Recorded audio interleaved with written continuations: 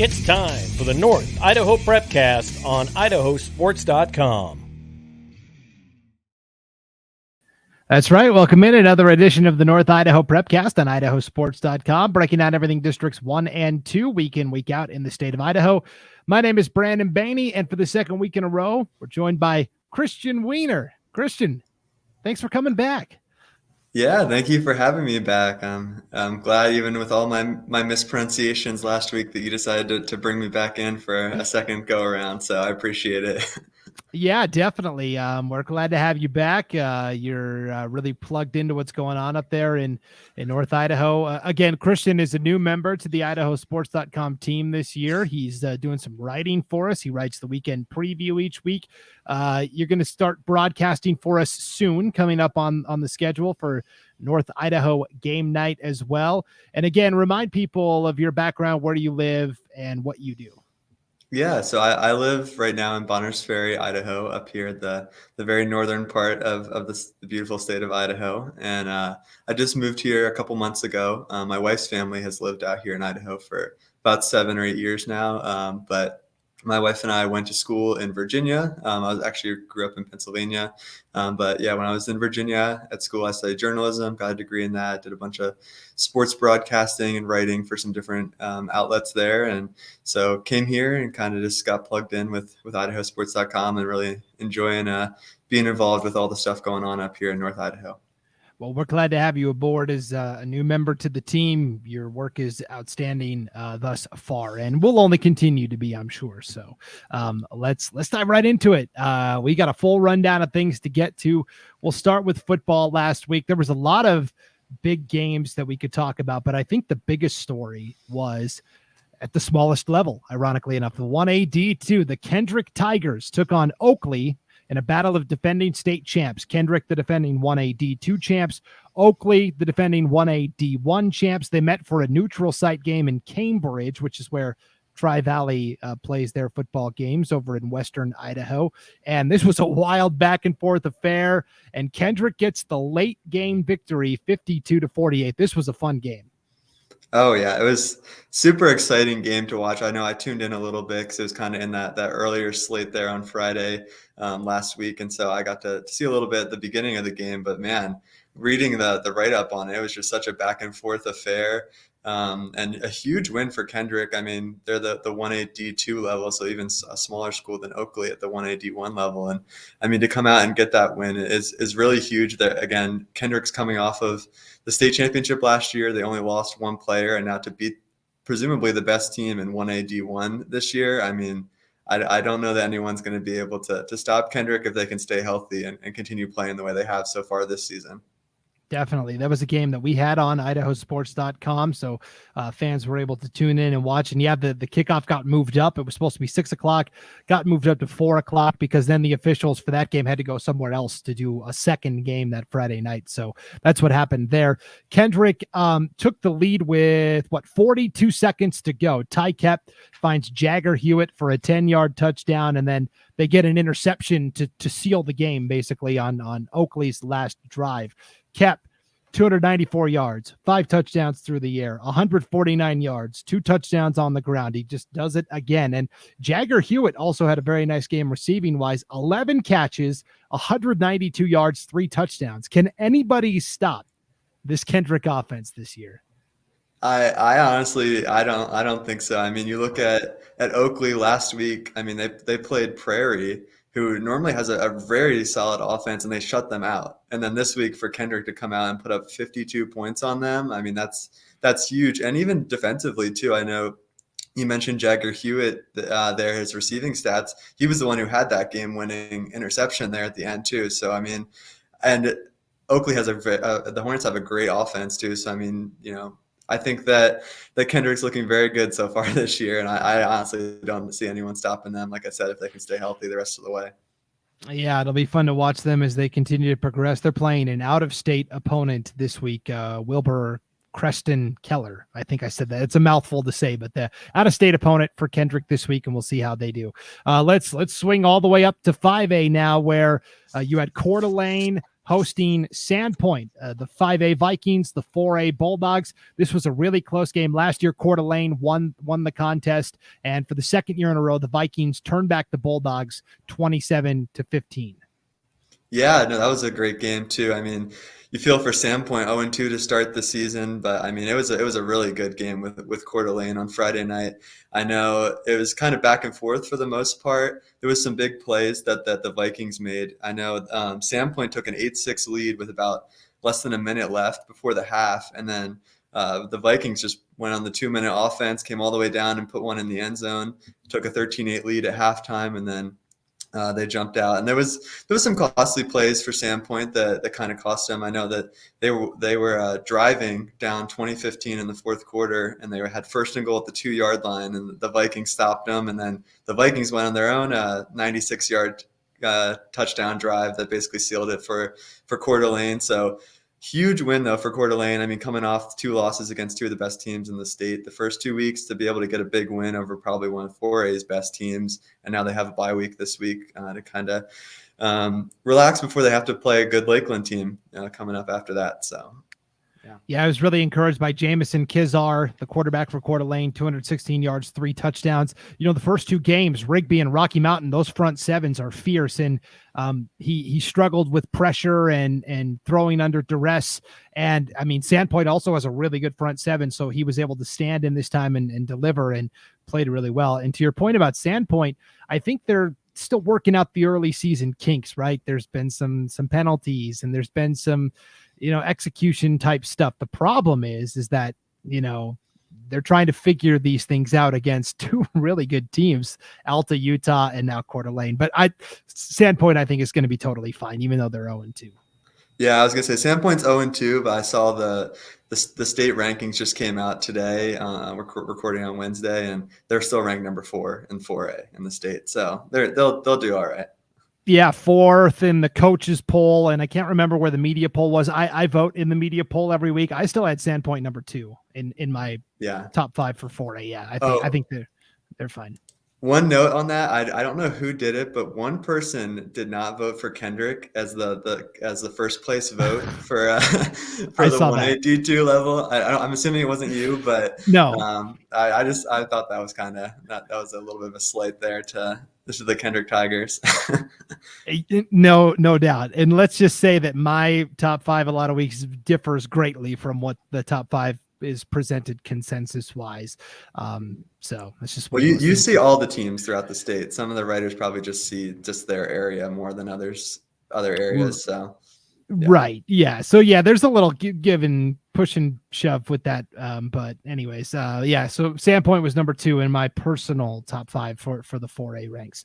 Let's go back to the 1A D1 level, where you had Cami coming off a big win over Lapway in a White Pine League conference game to start off their season.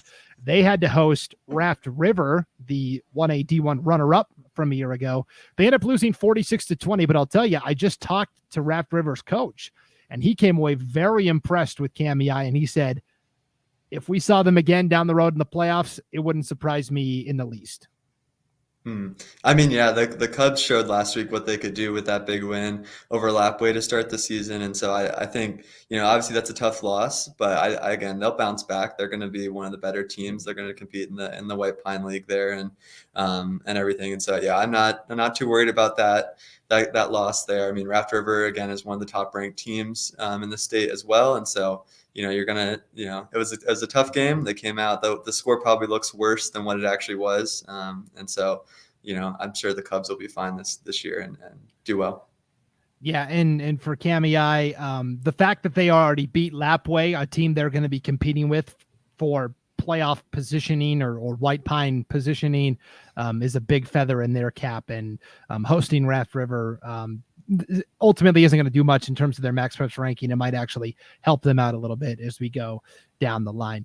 Let's talk about also from the 8-man ranks. This was our first kind of clue as to how the 1A D2 North Star League might go, where you had Mullen St. Regis taking on the Wampus Cats of Clark Fork. That might be my most favorite nickname of all the teams in Idaho, the Wampus Cats from Clark Fork, because these two had been battling it out for first and second in years past. And well, once again, Mullen St. Regis proving that they are still the team to beat up there in the 1AD2 ranks.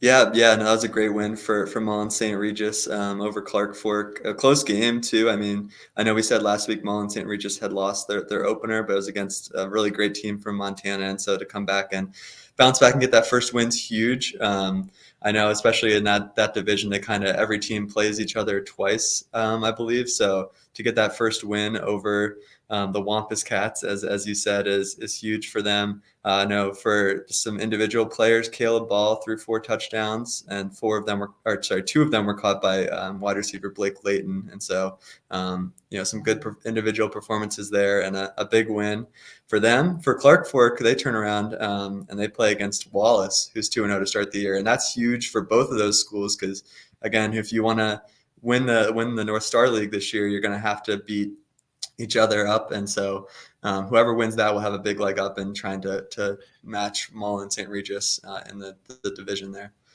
Yeah, the Tigers get a 60-42 win, and in years past, the North Star League only got one team into the playoffs.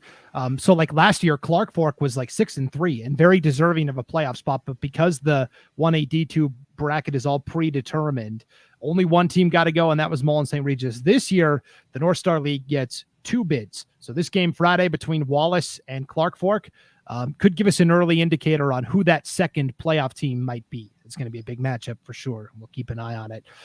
Let's talk Kellogg. Boy, another week, another 50 burger. This time they play Newport High from Washington, an out-of-state opponent. Always tough to gauge the Idaho schools versus the Washington schools because we don't follow Washington as closely as we do Idaho. But boy, 50-0 shutout, and the Luna twins were at it again. Oh yeah, yep. Like you said, the Lunas are continuing to dominate up here in the 2A ranks in football.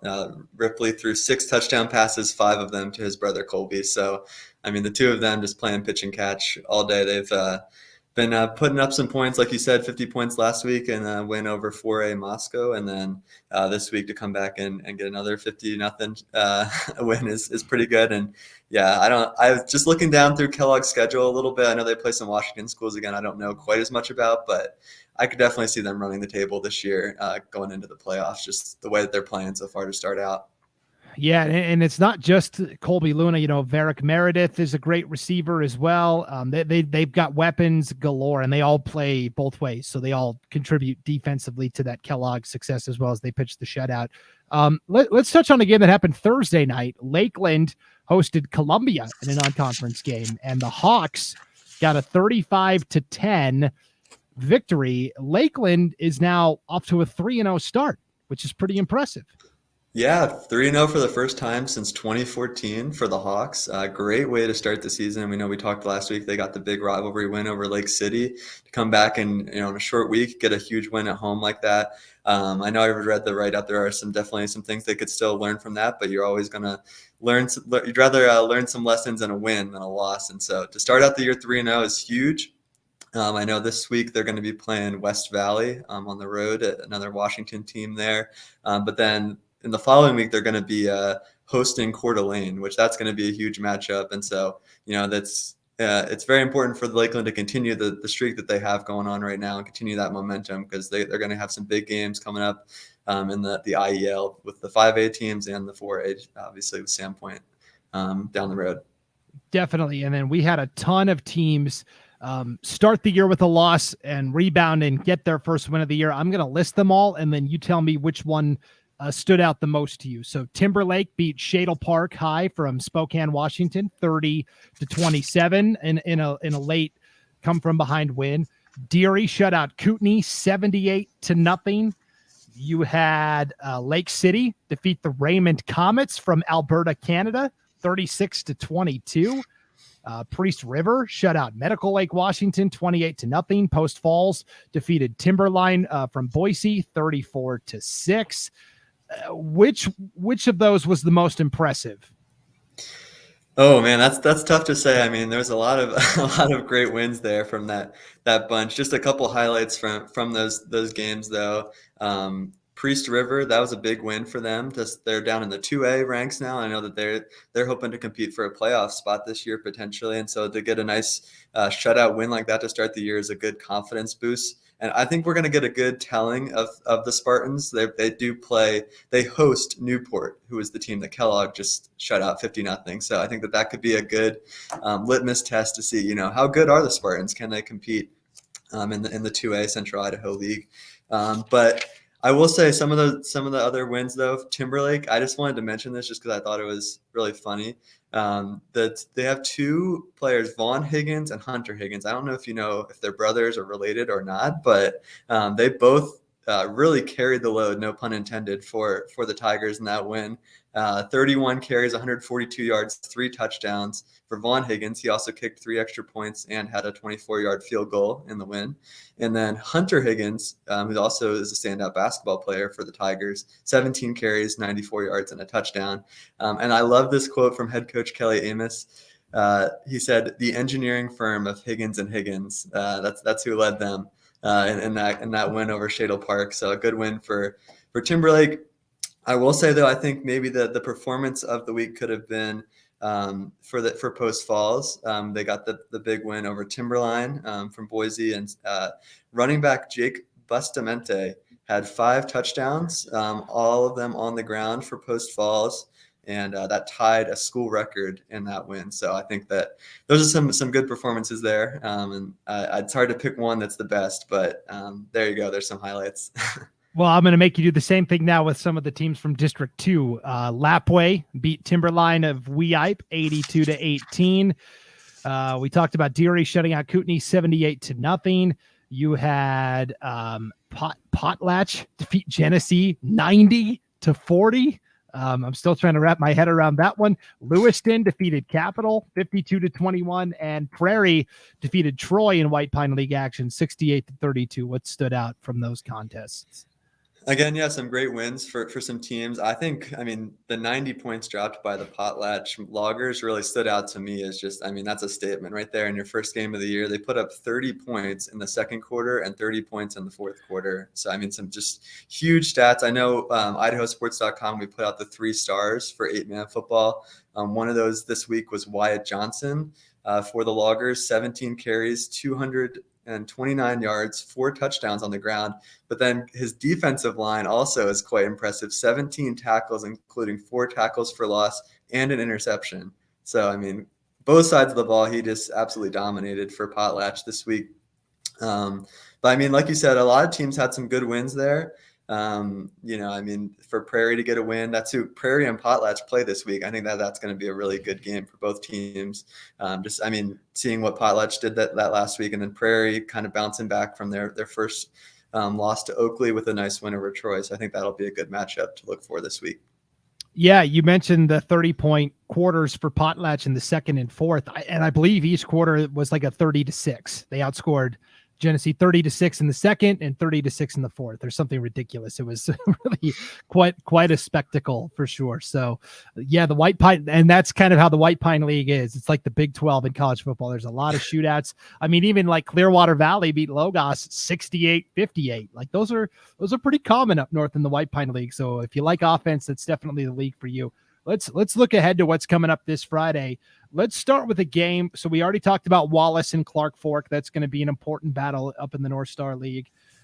Let's talk about this Potlatch Prairie matchup. These are the thing with Potlatch now is after scoring 90 points against Genesee, they're not going to be sneaking up on anybody. So Prairie's going to be ready and prepared. Oh yeah, I think that especially with that game being played at Prairie, you have to give the Pirates a little leg up there, and that Potlatch is going to have to travel to them. But like you said, Prairie has the tape on them now. They've seen what their offense can do, and so they're going to have to see if their defense can slow them down. I don't know. The way that they performed offensively, you would think that Potlatch can be able to keep that up, but who knows? Maybe it was just a 1 week thing. Maybe Genesee is struggling in that game, and so I think that'll be a great matchup in the 1A D1 White Pine there. I mean, those are again two teams that are going to be vying for playoff spots against one another. So really a huge matchup for both teams, and yeah, it's at Prairie, so yeah, they have home field advantage, but we'll see if they can slow down the run game for the Loggers. Yeah, and Prairie did make a quarterback change in that game last week. So for the first game of the year when they played Oakley, they started a sophomore, Levi Hines, and last week they went with a senior, Colton McElroy. And so we'll see who lines up under center for Prairie in this matchup. It'll be an important ball game, though, with Potlatch. Also in the 8-man ranks at the D2 level, you've got Lewis County off to a 2-0 start. And you talked about the great quote from Coach Amos to the Coeur d'Alene Press. Head coach Monty Madrell, he always delivers. Yeah, I saw this quote too. Yeah, these excellent post-game quotes to the Lewiston Tribune. He said the game last Friday, they beat Tri-Valley 34-16, and he said the game was hotter than the surface of the sun.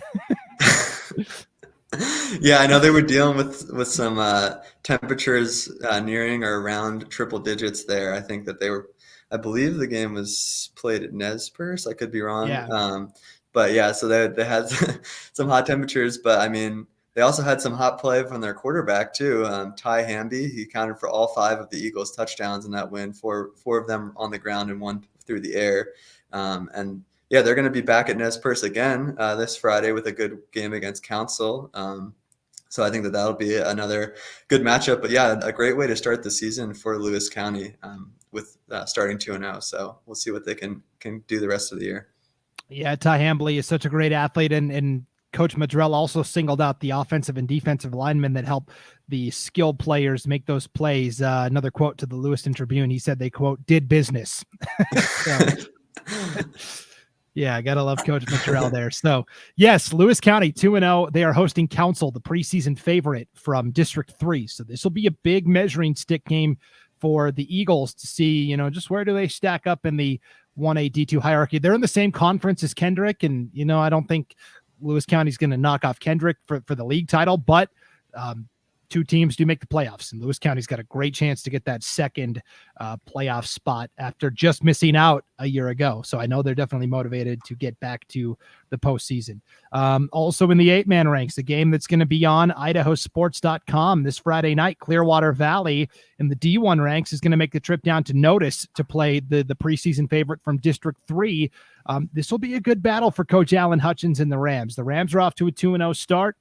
Notice is 1-1, but one of those losses came to Kendrick. So, it's not really 1-1, right? Yeah, no, I mean, yeah, Notice proved last week that they're a good team. And so, yeah, really great matchup for Clearwater Valley. Again, off to a nice 2-0 start. They had that big win over Logos last week. In that win, Bass Myers had 15 carries, 275 yards, and 4 touchdowns. So hope that you can do another performance like that for the Rams this week, as they're going to need it against Notice. Definitely. Another game that's going to be on IdahoSports.com this Friday night. Lake City, I'll tell you, they're getting creative with the schedule. So they play Raymond, Alberta, Canada, the Raymond Comets, and get a win. And now they're going to be traveling to Oregon for a neutral site contest. They're going to play Emmett, which is an Idaho team, but they're going to meet kind of in the middle in Baker City, Oregon. They're going to play at Baker High School. It's actually part of a doubleheader. Involving 3 of the 4 schools will be Idaho schools. Homedale will also be playing Baker High School from Oregon. And we're going to have both of those games on IdahoSports.com. So Lake City fans can tune in and watch the Timberwolves take on an Emmett Huskies team that, even though they're 4A, pretty good and a pretty explosive offense. Yeah, that'll be an exciting game for Lake City. I'll definitely have my eye on both of those games. Obviously, Homedale's not North Idaho, but next week they are going to be traveling up to take on Sandpoint. So excuse me, that'll be a good game to keep an eye on. But the Timberwolves, got a nice win over Raymond, and now to get another solid matchup with a team from Emmett will be a good game for them, and hopefully they can get another win. I know last week they had wide receiver Zach Johnson. He had 5 catches for 112 yards and 3 touchdowns. Excuse me. And so hopefully he can have another good performance. I'm going to take a drink of water now. Yeah, go for it. Yeah, that's totally fine. The last game we wanted to highlight for this weekend is I will give a special shout out. Lewiston is going to play Clarkston. That's a big annual rivalry game between the Bengals and the Bantams. But in terms of Idaho only matchups, Timberlake is going to take on McCall Donnelly, a McCall Donnelly team that's catching votes in both the coaches and media polls. They're a really good team from District 3. And for Timberlake, this is a good opportunity for them to see where they stack up with another playoff team from a year ago. Oh, yeah. I mean, Timberlake has really put together a pretty good schedule here. I mean, I know that it's a challenge with the 3A. It's just them and Bonners Ferry now in the IML. And so they've put together a good schedule of some non-conference games. And yeah, that'll be a great game to get to travel down to McCall Donnelly. Like you said, I mean, potential playoff preview right there for the Tigers. And you have to see if the Higgins engineering firm can bring it again for Timberlake. But it'll be a good matchup one way or the other, win or lose for them. Definitely. McCall Donnelly off to a 2-0 start this year. We also have Friday night on IdahoSports.com. Post Falls will host Sunnyside High School from Washington. Brian Hall will be on the call for that game at 7:00 from Post Falls on IdahoSports.com. And I'll give a quick shout out to your Bonners Ferry Badgers. They're going to travel to Montana. Actually, they're going to host from Montana the Libby Loggers. That's where my dad grew up. I'm from Montana originally. My dad grew up in Libby. I've been to Libby, I don't know, 50 million times in my life. I know the rivalry between Libby and Bonners Ferry is a good one. So that should be a great game up in your neck of the woods as well. Yeah, no, that'll be a great game at home here for Bonners Ferry. I'm not sure if I'll get to make out to the game or not, but I know that hopefully the Badgers can put up another good performance, 2-0 to start the year with a couple of good wins. They've looked good defensively. They gave up shutout the first week and then only 3 points last week to Grangeville. Which shout out to Grangeville though. I mean, they stayed tough in that game. I know it was 8-3 all the way up until like the last final minutes of that game against Bonners Ferry last week. And Grangeville, I believe I saw somewhere they only have like 13 players on their varsity roster. They have their numbers are pretty down, and so that was a great performance last week, even in a loss to Bonners Ferry. They are tough in Grangeville, that's for sure, and they always put together a very rigorous schedule. Some by choice, some by just proximity and teams that are close to them. So, we'll keep an eye on Grangeville as well. Speaking of Bonners Ferry, their girls soccer team has very quietly been flying under the radar in the Intermountain League for girls soccer. We know about Coeur d'Alene Charter, right? They're kind of the premier program. Until somebody knocks the Panthers off, they're going to be tough to beat. And the Panthers are 4-0 in league action. Or they're 4-0 overall, 3-0 in league action. But Bonners Ferry is also sitting there at 5-0 overall, and they're 4-0 in conference play. So these two appear to be headed for a showdown in girls soccer. Yeah, no, I think that's going to be a great matchup. I think we'll talk boys and girls side is going to be some good soccer matchups up here in the 3A IML this weekend and early next week. But yeah, like you said, Bonners Ferry, I mean, I don't know they were necessarily expected to be one of the top teams. I know I'm pretty sure Timberlake and Coeur d'Alene Charter were the two teams picked for the IML, but Bonners Ferry is a pretty young team. They've kind of flown under the radar. They've had some good their kind of leading scorers have been Brenley Hims, Maya Blackmore. So the Badgers, who knows, maybe can sneak up and compete potentially in the IML. I mean, it's going to be a tough matchup away at Coeur d'Alene Charter this week. And Coeur d'Alene Charter showed that they're at this point they're the best team, the team to beat. I mean, they knocked off Timberlake 3-1 last week, and they won the league last year. So it'll be a good matchup for Bonners Ferry to again kind of see where they're at. I mean, 5-0 to start the year is a great way to start off, but now we really see what it's like here competing against the Panthers. Yeah, that'll be Saturday, a Saturday matchup. Bonners Ferry at Coeur d'Alene Charter at the Real Life Fields over in Post Falls. That'll be a fantastic matchup. And lest we forget, Coeur d'Alene Charter started the season with a 22-0 win. They set a school record for most goals in one game, and they had 6 different players record a hat trick. So it's a deep and versatile lineup for the Panthers, to be certain. So good luck to the Badgers in that matchup. Yeah, let's talk about boys soccer in the Intermountain League. And then Bonners Ferry, not only will they play Coeur d'Alene Charter on Saturday, but then they'll play Timberlake the following Monday. So we're gonna figure out the hierarchy of the IML pretty in pretty quick order here. Yep. On the boys' side, let's stick with the 3A IML because you've got the same matchup on the boys' side. Coeur d'Alene Charter is going to take on Bonners Ferry this Saturday. And the Badger boys are off to a great start as well. 5-0-1 overall, 4-0 in Intermountain League play. Coeur d'Alene Charter scuffling a bit. They're 2-1-1 overall, 2-2-1 overall, 2-1-1 in conference play. It gets really confusing with the draws sometimes, right? Yeah, I know. Yeah, I'm never sure. Yeah, like how to line it up when I'm writing it. I guess it's wins, losses, then ties, but it can be confusing. Yes. But yeah, no, it'll be a great couple of matchups for the Badgers on the boys' side as well. I will just say off the bat that I am obviously a little favored towards Bonners Ferry. My brother-in-law is the goalie actually for the Bonners Ferry Badgers. So shout out to Roger Naylor. He's only given up 2 goals all year. So that's really exciting for them. They're off to a great start. But again, you're going to see, like you said, who's the best team in the IML. Is it Coeur d'Alene Charter again, who won it last season? But they've faltered a little bit to start the year. Timberlake's off to a really good start, 4-1.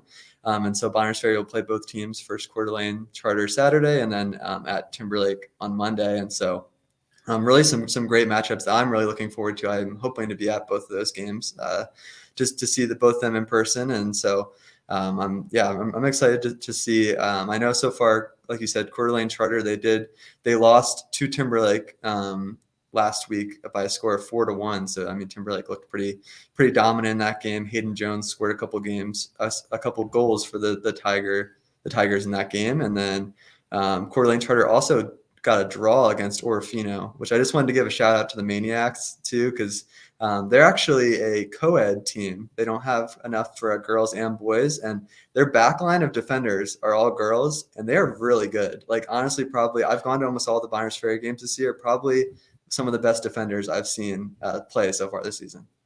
Yeah, Orofino, we hope in the future we'll have enough girls to have a girls soccer team, but you're right. Right now it is a mix. They're the only team in the league that has that. It makes it unique, and you're right. Orofino actually is not bad this year either. Bonners Ferry played Orofino, and they needed 2 late second half goals from Nick Eastman to pull out the 2-0 win. So, keep an eye on Orofino as well. They're going to be.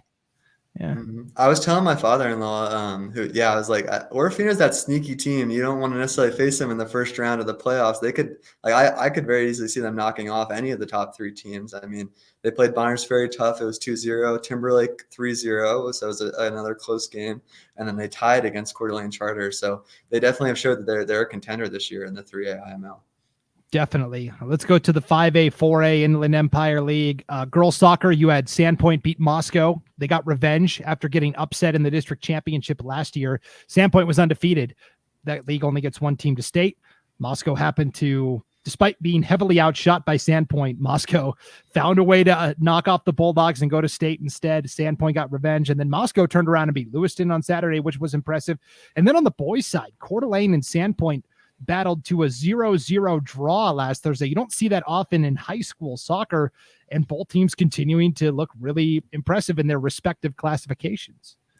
Yeah, I was especially impressed by Sandpoint in that game. Because Coeur d'Alene Charter with the Vikings have been, dominating the competition so far this year for the most part. And so for Sandpoint to earn that draw was really huge for them. I think that both those teams are kind of standing out as the 2 favorites in the IEL, excuse me.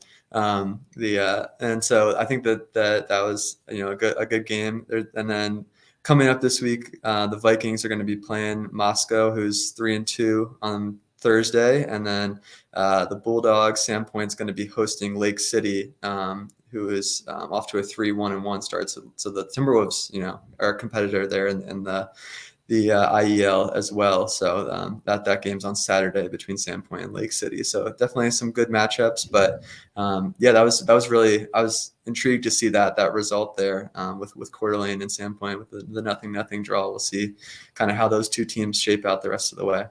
Yeah, and the Lake City girls, defending 5A state champions, kind of quietly going about their business. They're not. They're only picked 3rd in the most recent soccer coaches poll, and I think they're just fine with that. Hey, yeah, let us fly under the radar, and we'll just go ahead and win state again, in October. No big deal. All right, let's talk volleyball. There was a big match last night. Coeur d'Alene playing Post Falls in Inland Empire League action. Post Falls is the two-time defending IEL champ. They were the preseason favorites coming in, but it's Coeur d'Alene getting a 3-2 win in 5 sets over the Trojans. Yeah, that was a really exciting match last night. But the Vikings coming out victorious there in that one. But I mean, there's some great volleyball up here in North Idaho. I mean, a couple of those teams. I mean, Coeur d'Alene is now 9-0. Post Falls falls to 9-1 on the year. Both of them have been very dominant to start the year. And Lake City's also looked really good as well in the 5A ranks. I believe that they haven't been beaten yet. And so, there's some good teams up here. That was a great match last night. I'll make sure I pronounce it correct this time. Maddie Simmons, is that it? Simmons? Yeah, Simmons. She had 26 kills, 13 digs. And then I also just want to give a shout out to Viking sophomore Elizabeth Hardy. She got called up from JV, had 22 assists and 9 digs in that game in the win over the Trojans. And the Trojans were led by Kylie Monday, who had 22 kills, 26 assists, and 14 digs. So, those are some great teams. Hope potentially both state playoff caliber teams this year. And it'll be great to see them compete as the season goes on. Yeah, and a lot of those athletes that play volleyball play girls basketball as well, and it was kind of a free-for-all in girls hoops last year, so it's kind of looking like it might be the same again up north with all those 5A squads that are so great. Let's talk about the 1As. Genesee. So in the White Pine League, the 1A D1 for the past couple of years, it's been Troy and Potlatch. Those are the two big teams that everybody kind of circles on the calendar to try and knock out. And no surprises, but Troy and Potlatch, again, looking pretty good to start the year.